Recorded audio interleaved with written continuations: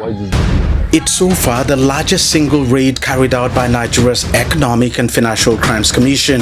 We have never seen this kind of industrial scale. 792 suspects arrested. Their audacity is unrivaled. The details are chilling and mind-boggling. We also discovered that some of them were ex-convicts. This was the height of massive cyber fraud in plain sight. We decided to bust them.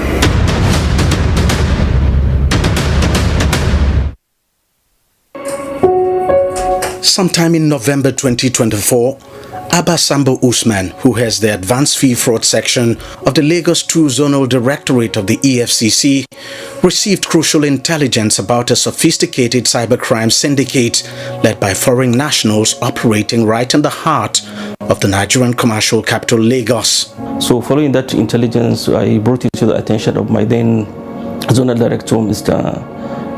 Michael Wetkas. So he authorized the commencement of surveillance to ascertain the veracity of the information that we received and to develop strategies for essentially combating the threat and executing a successful operation there. The intelligence would be escalated to the highest level of the organization. We processed intelligence and realized it was actionable and proved that the intelligence should be investigated, and we set up our apparatus. Obviously, we monitor their activities for close to 3 weeks through our various tactical and surveillance operational approaches. And we confirmed that these guys were actually there, carrying out nefarious activities in violation of our financial crimes laws. The intense surveillance would reveal a trove of shocking information. They recruit their workers online and physically based on recommendation from the people already working with them. They get more other people to come. So once you are put through the recruitment process, which is to first of all test your typing skill and how fast you are in typing. Once you've passed the typing test, that is your speed is what fits into what they want, they recruit you. Once you are recruited, you are moved to the next line. The next line is a place where the supervisors will give you a new identity. At that level, they say, who is your name? And once you tell them your real name, they say, okay, from now henceforth, they give you a name, usually name of a female, and then you answer that name, and then they create a profile for you, and that profile has a lady's picture, beautiful lady, and then you use that particular name they had given you, and then they bump into foreign numbers and you commence communication with your would-be victims.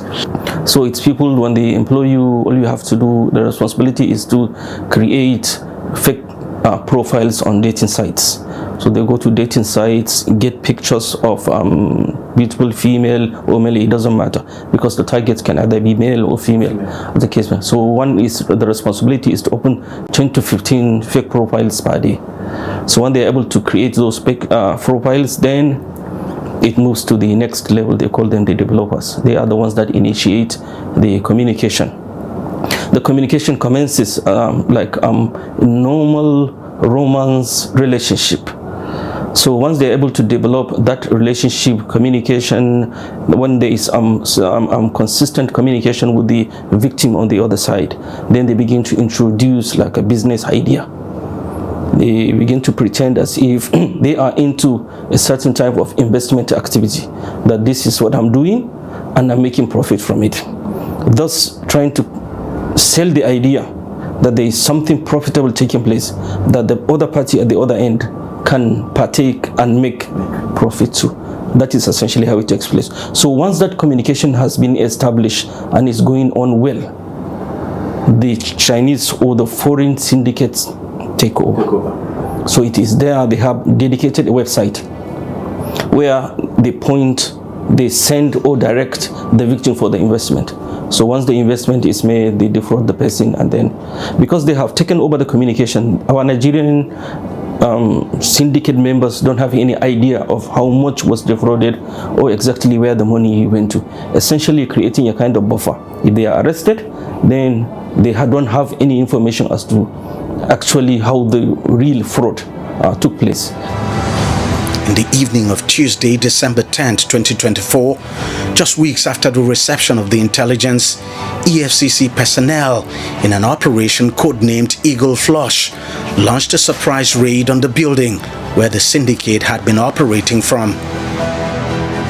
It's an imposing 7-story complex known as Big Leaf Building on number 7 Oyujolayemi Street, Victoria Island, Lagos. The syndicate had clearly been operating in plain sight. First of all, we discovered that quite a number of them were foreigners.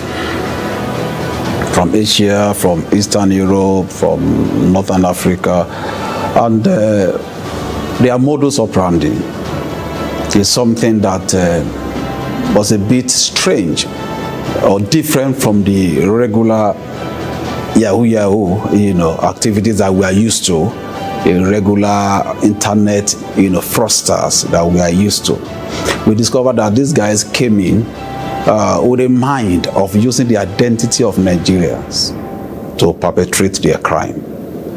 And it's mind-boggling that we discovered that about 194 of them, now from various countries. So they formed a syndicate. If it were to be just a group of people from a particular country, that would have followed the normal trend, pattern that we are used to. Now, all these people were able to get themselves together from various continents, and now they are able to create that criminal cell in Nigeria was quite mind-boggling. Another thing that we also discovered was that it's not just only Nigerians Nigeria that they are operating. They are operating in other countries in Africa. They are operating in other parts of Europe. They are also operating in other parts of Asia. So those are things that we were able to discover. And also we discovered that the propensity of their activities being linked to financing of terrorism, that's also another mind-boggling area that we are also looking at. You look at it, the place was located at a very highbrow area. And if you look at that building at number 7 Oyujolayemi in Victoria Island, Lagos, you think it's a financial institution, you think it's a bank. So anybody who was recruited in that place was likely to think that he had a very, very profitable and legitimate venture. So most of the Nigerians, that was what they thought they were into, but just to later discover that it was something else. I am surprised in the sense that they have the audacity to set up such a big cybercrime operation in the heart of Victoria Island in Lagos. But the issue of being in plain sight, it is actually not in plain sight. They have taken steps to cover their track that if you don't actually know, you will never know that that is what is happening. Now, in the building that they rented, the fence, they used some metal sheets to cover the whole of the face of the building and painted it black. There is no one walking across the street. You look to the side of the building, you will get an idea of what is happening because it's completely blocked. Now, they have a hostel where they house the Nigerian cyber criminals. They ferry them from that location in buses that have tinted glasses. So they will move them from the hostel, check them into the premises, and then they proceed to their office. Just walking by, anybody casually walking by would never know that that type of criminal activity is taking place. And I think the main reason why people got to know is because they are always looking for new employees. So because people come to take the test, so that's how the word began to go around that this is happening in so place.